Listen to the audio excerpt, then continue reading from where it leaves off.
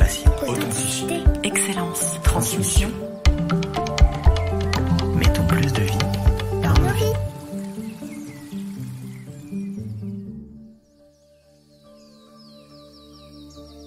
Je suis Jérôme Pitorin et je vais chaque fois, en compagnie d'experts et de passionnés, vous proposer d'enrichir vos connaissances du monde végétal, entre autres, avec de nombreux conseils et astuces, dans une quête de bien-être, le tout arrosé de bonne humeur.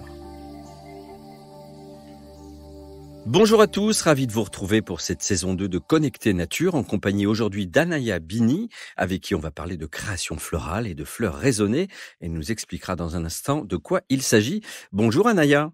Bonjour. Alors merci d'être avec nous. Je te présente brièvement. Tu es scénographe végétale et créatrice de l'atelier Fleurs Urbaines, qui se situe au cœur de la Halle Papin, à Pantin, en banlieue parisienne. C'est bien ça ? Oui, C'est tout bien à ça. fait. J'ai tout bon. Avant de détailler ton parcours et ton activité, je vais te poser ma question rituelle. C'est la même pour chacune de mes invités. Anaya, raconte-nous, quel est ton premier souvenir, ta première émotion liée au végétal ? C'était le jardin de mes grands-parents à Sainte-Terre, vers Bordeaux. Et c'était un jardin où on passait beaucoup de moments quand on était justement après les repas, en fin de journée. Et il y avait plein de petites fleurs, donc plutôt vraiment de la fleur de jardin, de la fleurette, assez légère et voilà, qui dansait aussi de temps en temps avec le vent. Donc c'est un peu mes premiers souvenirs, en tout cas beaucoup avec la couleur. C'était aussi le fait que les fleurs ont de la couleur et que ça soit coloré et que du coup ça soit mélangé. D'accord. Donc tu as grandi, tu parlais du jardin en province de tes grands-parents. Tu as grandi à la campagne, toi ? Non, pas forcément. J'ai grandi à Pantin, donc en région parisienne. Ouais. Mais par contre, toutes les vacances, on allait beaucoup à la campagne ou dans le sud parce que du coup, mes parents sont originaires du sud. D'accord. Alors ton petit accent dit même un peu plus le sud-est, Tout voire à fait. on change de pays. Tu viens d'où ? Après, moi, j'ai des origines italiennes, mais Italien. du coup, ma famille est quand même beaucoup dans le sud-est. Oui. D'accord. Donc du coup, le fait de vivre à Paris et d'aller de temps en temps en province, ça a changé ton rapport à la nature ? C'est quelque chose dont tu as besoin ou tu as eu besoin à un moment donné ? Oui, en tout cas, c'est quelque chose. J'ai toujours été en lien entre le côté urbain et le côté campagne, et je pense que du coup, ça fait partie de mon équilibre. Alors comme je l'ai précisé tout à l'heure, tu es créatrice florale. Je te propose que l'on se penche entre autres sur ton parcours, sur le lieu original où se trouve ton atelier, à la fois aussi sur l'éthique dans laquelle tu t'inscris, également les diverses approches des compositions que tu proposes et de même que tes conseils aussi pour réaliser un bouquet et lutter contre une forme de gaspillage. Alors déjà pour commencer, une créatrice florale, bon, on voit globalement de quoi il s'agit, mais je te présentais aussi comme étant une scénographe végétale. Explique-nous de quoi il en retourne. Alors, du coup, c'est en fait au-delà de la création, par exemple, d'un simple bouquet en tant que fleuriste dans une boutique traditionnelle, la scénographe végétale, elle va plutôt élaborer un décor ou en tout cas une vraie composition en lien avec un lieu, en lien avec une pièce, en lien avec un élément, un objet. Et autour de ça, en fait, on va y amener du végétal et du floral. Et donc, du coup, c'est vraiment de créer en fait un univers et un décor avec une base de végétal, donc que ça soit des fleurs, du feuillage, différentes. Après, on peut aussi mettre du branchage, mais c'est aussi, en tout cas, d'être en harmonie avec un lieu. Ok, donc c'est orner, faire un ornement du lieu, un décor comme on pourrait faire avec des peintures Tout ou à fait, autre chose, mais sauf que là, on est avec du vivant et du végétal. c'est ça. Alors, on va parler de ton cursus. Donc, au départ, tu voulais faire du design d'espace. Après un bac littéraire art plastique, tu suis une formation de décoratrice étalagiste, puis tu décides finalement de travailler avec les fleurs. Comment t'es venue cette passion pour les fleurs ? Je pense que dans mon envie de faire du design d'espace, j'avais vraiment en fait envie d'harmoniser justement des espaces et des lieux. Et c'est vrai qu'en étant donc à Paris, en région parisienne, j'adorais les boutiques de fleurs et à chaque fois que je rentrais dans des boutiques de fleurs, ça m'emmenait vraiment dans un univers et en fait, à travers l'envie de vouloir faire du design d'espace, je me suis dit: «Mais en fait, j'ai envie de travailler qu'avec des végétaux et de faire plutôt du décor avec des végétaux» et c'est comme ça que je suis venue, à vraiment, aller vers le végétal, vers les fleurs parce que ça a plein de matières différentes, de couleurs et d'aspects et c'est vivant et ça me plaisait de travailler avec le vivant. Donc c'est plutôt après tes études ou pendant tes études, à quel moment il y a eu ce déclic de C'est après le bac un peu, ouais. c'est plutôt, après je pense que j'ai toujours été sensible donc aux fleurs et à l'univers, vraiment, du végétal et en fait, ça m'est venu vraiment un peu de fil en aiguille de OK, j'ai envie de faire du design d'espace, j'ai envie de faire de la déco, j'ai envie d'aménager des lieux ou en tout cas de rendre des lieux beaux Mmh. et j'avais envie de les rendre beaux avec du végétal et des fleurs. D'accord. Donc tu poursuis après avec un CAP de fleuriste à l'école de Paris, Mmh. et tu évolues ensuite dans différentes structures, hein, de sociétés qui œuvrent dans l'univers du végétal et du floral et de la boutique d'ailleurs classique à l'événementiel et tu as passé je crois 3 ans dans un atelier à Paris à ne faire que du décor et donc c'est ce qui t'a vraiment, confirmé, ton envie et le fait de peut-être aussi le fait de savoir qu'il y a un métier qui s'appelle scénographe, végétal qui permet, voilà, d'exprimer tout ce que tu veux, en fait. Ouais. Bah, oui, parce qu'en fait, le côté, vraiment, de la scénographie et de l'événementiel, autour des fleurs, c'est vraiment différent de la boutique. C'est vraiment quelque chose où on doit tout le temps s'adapter, où on a toujours des projets qui sont très différents. On a justement des jeux de matières, de couleurs à harmoniser et il y a le côté aussi très dynamique qui moi me plaît beaucoup, qui est en lien sûrement avec ma personnalité où Ton j'ai tempérament? voilà, avec mon tempérament, où j'ai besoin que ça bouge dans tous les sens et c'est vrai que ce côté, vraiment décor, événement, ça m'a tout de suite, plu et pris et je me suis dit que c'était là C'est où à ta était ma voix. place. Ouais. En finalité, en 2017, tu montes ta propre entreprise, Fleurs Urbaines, en tant que créatrice végétale événementielle, nomade et éco-responsable. Un métier original, un peu courant et ta démarche l'est tout autant, à commencer par le lieu où se trouve ton atelier, dans une ancienne usine de pneus, je crois, devenue friche, Mmh. un lieu abandonné pendant 15 ans qui s'est transformé en lieu partagé. La Halle Papin, parle-nous de ce lieu. C'est un lieu qu'on nomme aujourd'hui un peu comme un tiers-lieu. En tout cas, c'est tous ces nouveaux lieux qui en fait se montent dans des quartiers, qui sont plutôt, en absence de culture, on va Mmh. dire, et qui sont plutôt dans des zones populaires et c'est des lieux en fait, qui mettent à profit justement des espaces de travail pour les, associations, entreprises, artistes, peu importe, qui ont envie de créer des choses et où on peut aussi, partager en fait, du commun, on peut partager des projets, on peut collaborer et c'est souvent des lieux un peu hybrides mais qui sont, vraiment riches de culture, de partage et d'échanges autour de chaque discipline, Mmh. que chacun peut mettre en place. Alors pour visualiser, hein, la Halle Papin, c'est pas une halle avec plein de stands de commerçants. Non. On est dans un univers plutôt atelier là, hein? Oui, oui, on est Hein? complètement dans C'est un roots univers comme on dit. atelier, c'est roots, Mmh. c'est alternatif, c'est underground et moi j'avais vraiment en tout cas, c'est une importance, que j'apporte à être dans ce genre de lieu parce que c'est des lieux vraiment où il y a beaucoup de sources d'inspiration et surtout il y a beaucoup de mise en commun Mmh. et on a chacun des espaces de travail et on peut vraiment s'entraider, collaborer, Mmh. voilà aussi, s'échanger plein d'idées, plein de projets. Alors justement, quelle est ta démarche? Quel est ton leitmotiv? Quand tu as créé Fleurs Urbaines, c'était quoi au départ? Alors, bah, du coup, moi, c'était vraiment, en fait, en venant du milieu aussi événementiel, j'avais eu une prise de conscience sur le gaspillage aussi un peu de la fleur dans l'événement. Et donc, du coup, moi, j'avais vraiment cette envie de remettre aussi le floral et le végétal aussi dans un milieu plus social, parce que c'est vrai que l'événementiel, c'est aussi plutôt dédié à une niche luxe. Et donc, j'avais aussi envie de le remettre, voilà, de le remettre plutôt voilà, dans un côté, pas basique, mais en tout cas de Plus redonner accessible? voilà, plus D'accord. accessible, de redonner vraiment, le côté, floral, dans un peu notre jungle urbaine et de travailler aussi avec des acteurs, locaux Mmh. et voilà, de rester dans quelque chose de raisonné. Alors, en quelques mots, quelle est la philosophie, l'éthique de Fleurs Urbaines? Alors, l'éthique de fleurs urbaines, bah, ça serait de remettre, du végétal, un peu dans nos villes et d'amener du vivant, et de la beauté peut-être Mmh. aussi, dans nos lieux, dans nos espaces de vie. Je sais aussi que tu tiens particulièrement à ouvrir aussi, ton atelier, vers l'extérieur? C'est-à-dire, on peut pas aller acheter des fleurs, hein, c'est pas une boutique, mais par contre tu te mets à disposition, de structures, d'associations, de personnes qui souhaitent venir, se former ou voir te voir travailler également? Ouais, complètement, oui, oui, je peux en tout cas, moi, mon atelier est toujours ouvert, alors après avec, sur rendez-vous, mais on peut venir, juste, échanger avec moi ou Et tu venir. formes des gens aussi? J'ai déjà formé, ouais, j'ai Ouais? formé, en stage, donc des personnes qui veulent s'essayer plutôt donc un peu au métier et sans vraiment savoir si encore c'est confirmé pour eux. Donc du coup, j'ai déjà fait, oui, des formations et après je fais beaucoup aussi d'ateliers avec des maisons de quartier, des missions locales, Mmh, avec des justement peut-être des jeunes en réinsertion, des gens qui sont en recherche d'accord.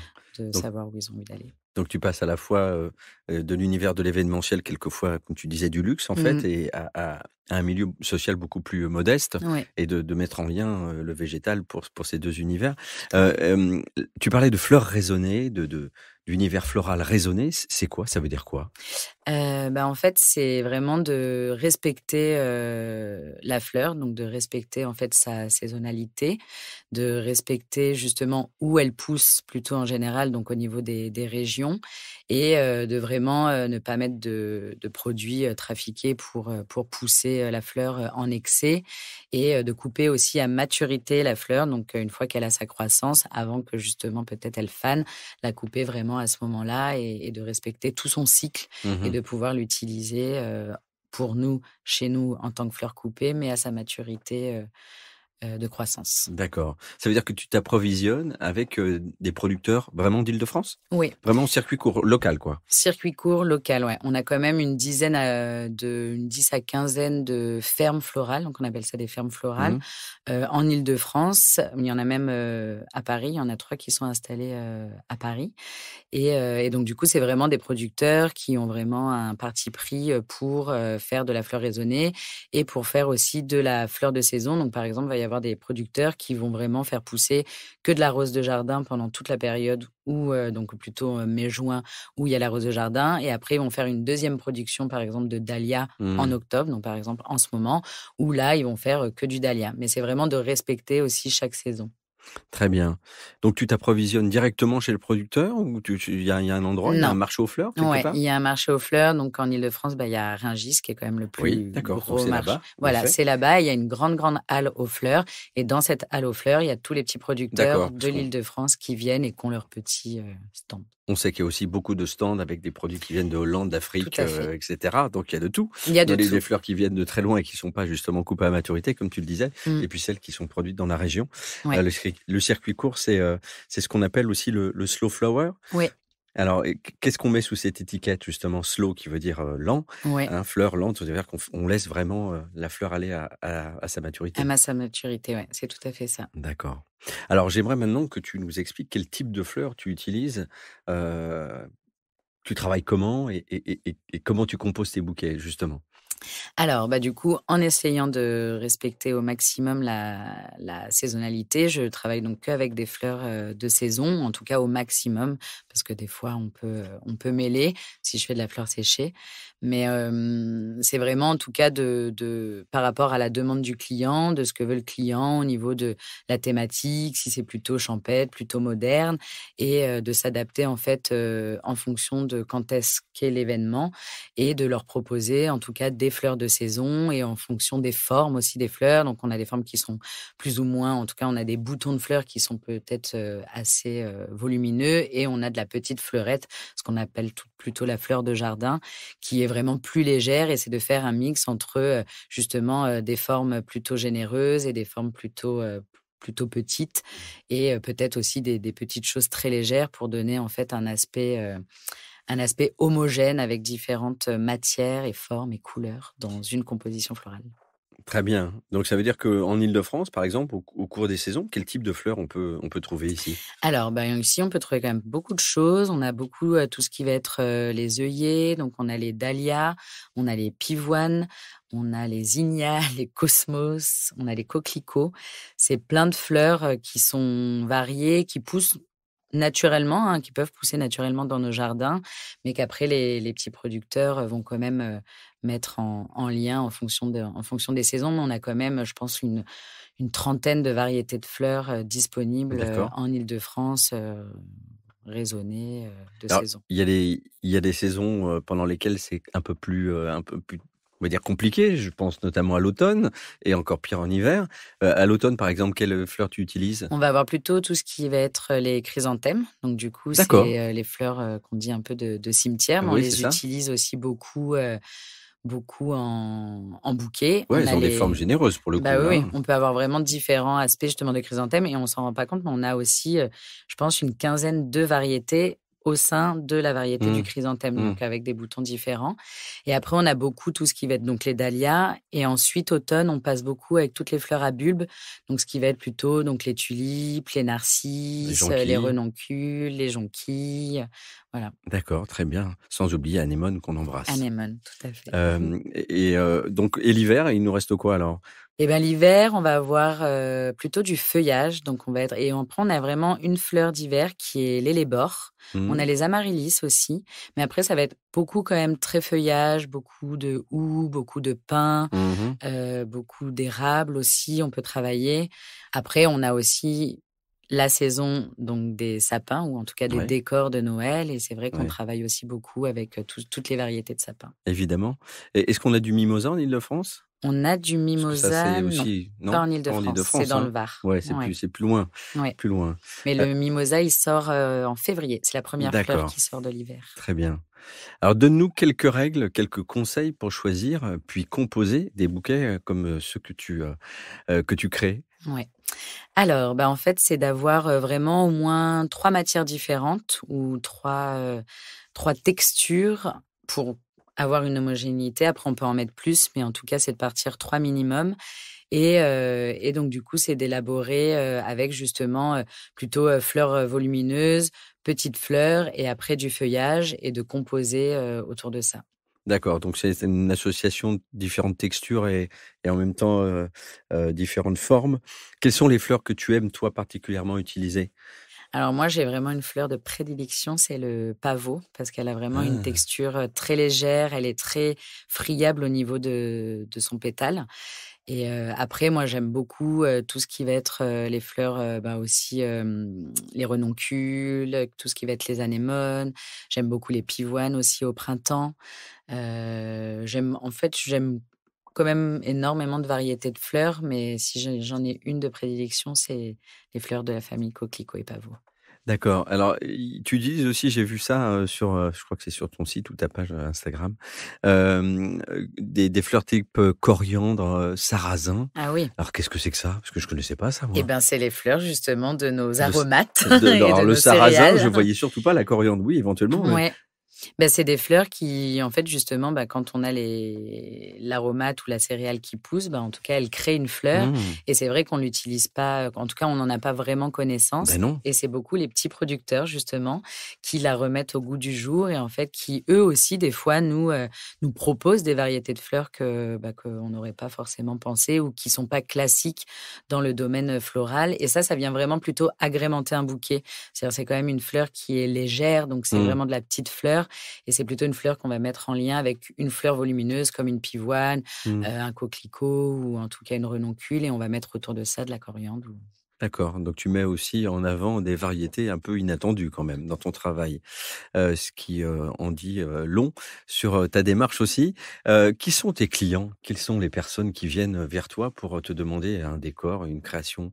alors, du coup, mes clients, il va y avoir vraiment, vraiment les grosses entreprises ou en tout cas, les entreprises, par exemple, vraiment de déco ou, d'événements, qui vont, par exemple, me demander un décor pour une prestation. Après, il va y avoir aussi tout ce qui est autour des restaurants, des bars, qui, eux, vont me demander des décorations, pour l'intérieur, pour l'extérieur. Il va y avoir aussi le particulier qui, lui, va me demander, par exemple, un décor, justement aussi pour un mariage. Mmh. Je vais travailler aussi avec des studios de décoration qui font plutôt de la décoration d'intérieur et que, par exemple, ils vont vouloir un mur floral, un énorme mur floral. D'accord. Et après aussi des agences de communication ou d'événements qui, elles, vont être plutôt justement sur des prestats sur un week-end ou sur une semaine pour des showrooms, pour des marques, pour des choses comme ça. Alors concrètement, tu parles de murs, tu parles de différents ornements. Tu peux nous donner des exemples qu'on visualise un peu? Alors, on peut avoir, dans la composition en tout cas de scénographie donc florale et végétale, on peut avoir donc un gros mur, avec beaucoup de fleurs, avec des végétaux. Donc ça peut être, je sais pas, un gros mur sur 4 mètres, de haut et 2 mètres, par exemple de large. On peut avoir une grosse suspension florale comme un nuage un peu suspendu qui Mmh. peut faire pareil, 1,50 m à 2 mètres de large sur, 80 centimètres, j'en sais rien, de haut.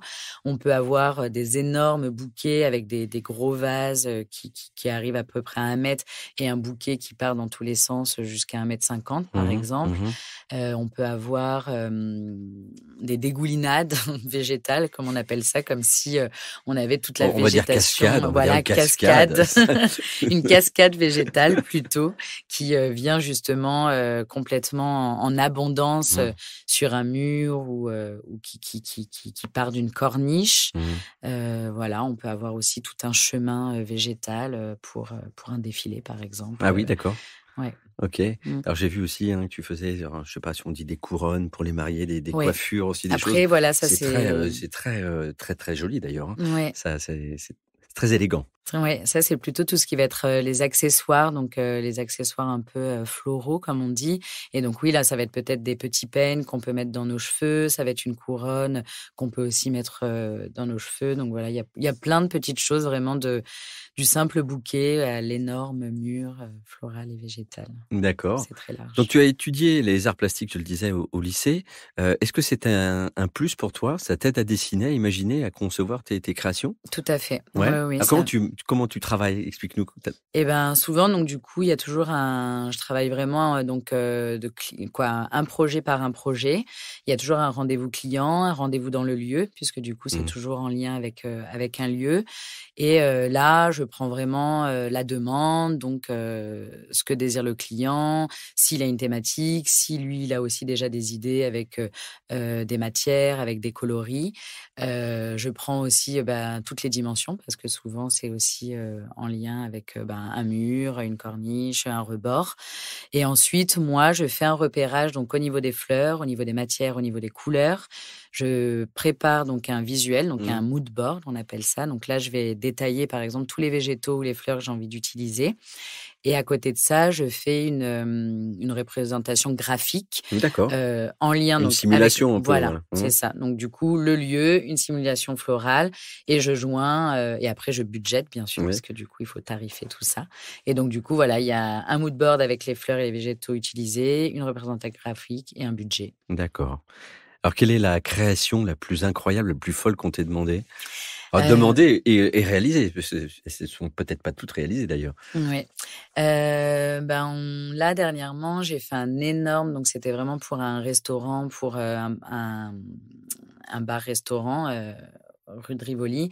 Et là, c'était vraiment un énorme décor, vraiment sur tout l'extérieur, avec des choses qui revenaient à l'intérieur, en dessous, le store. Et donc, du coup, là, c'était vraiment de faire une explosion florale de toutes les couleurs. Donc, on a mis beaucoup de traits de tape à l'œil.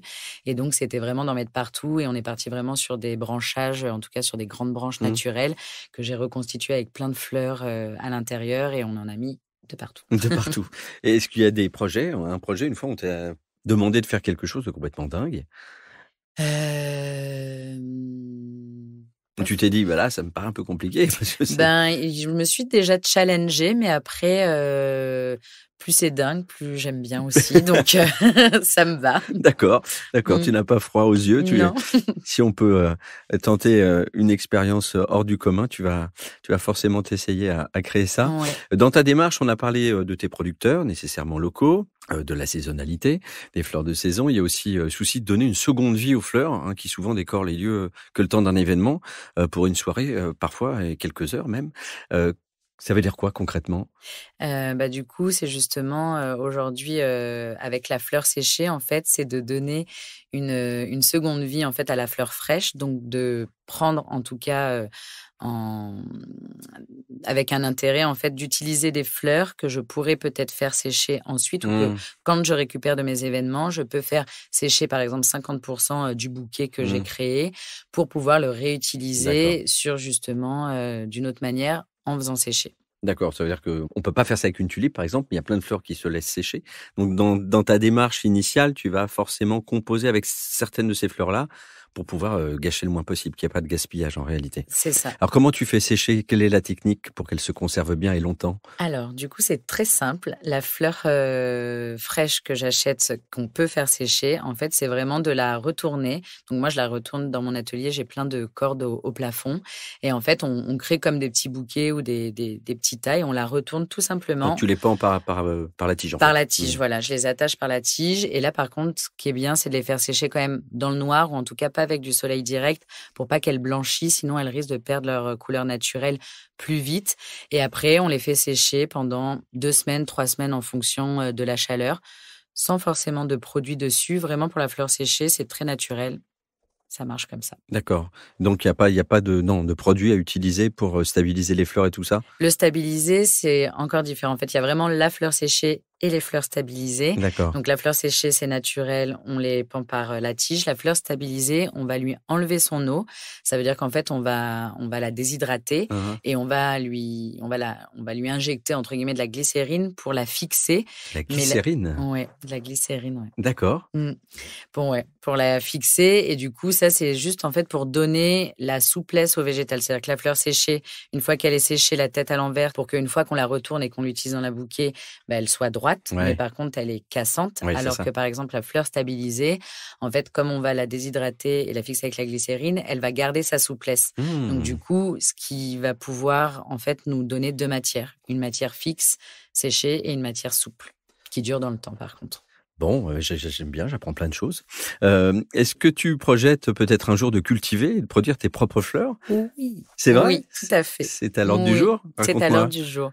Dans l'idée, j'aimerais bien, peut-être d'ici 1 an, avoir un bout de terrain quelque part, donc peut-être toujours dans une friche ou dans un tiers-lieu, où je pourrais, faire pousser à peu près entre 50 et 70% de mes propres fleurs que je ferai soit sécher aussi ou soit que j'utiliserai sur mes événements, Mmh. mais que je puisse moi-même aller cueillir mes fleurs, les composer, Mmh. les amener dans un événement. D'accord, donc ça va faire beaucoup de travail là, hein? Tu Oui, vas cumuler 2 métiers quand même. tout à fait. Bon, OK, ça te fait pas peur, j'ai l'impression. Non. Très bien. On va finir avec quelques petites questions comme ça du tac au tac.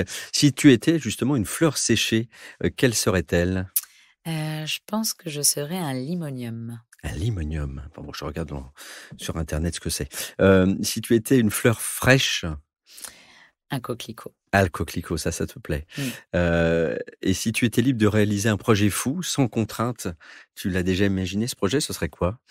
J'aimerais beaucoup, réaliser, une énorme décoration florale et végétale dans un lieu désaffecté, dans un lieu, on appelle ça un peu urbex, un lieu, Oui. où la nature, elle peut reprendre le dessus, Mmh. mais qui est un peu abandonné. Et là, réaliser un gros décor de fleurs à Mmh. l'intérieur, ça me plairait beaucoup parce que c'est un jeu de matière et j'aime bien. D'accord, donc il y a une grande partie d'artistique en fait Mmh. dans tes aspirations et dans tes compétences. Ouais. Et je crois qu'on peut te remercier, Amaya, de nous avoir raconté avec passion et conviction ta démarche qui mêle à la fois le végétal et l'humain, d'ailleurs on l'a vu, et nous avoir aussi présenté ton métier qui est singulier.